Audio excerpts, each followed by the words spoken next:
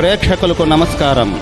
ADN news TV మనదర్శి మన local channel. ADN news TV ప్రేక్షకులకు నమస్కారం. వార్తలు చదువుతుంది మీ ప్రసన్నారాం.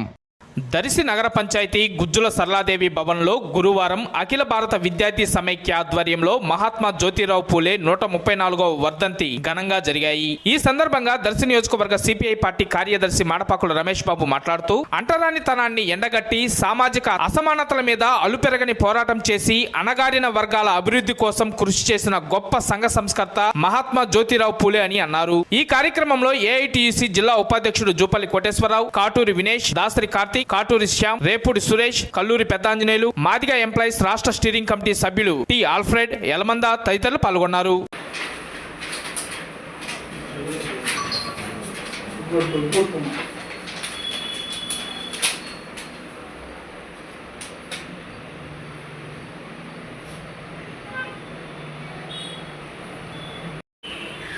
స్టార్ట్.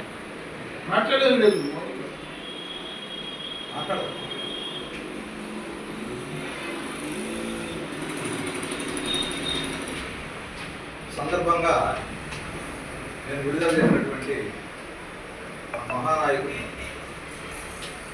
గురించి చిన్న పద్యం చదివిస్తాను.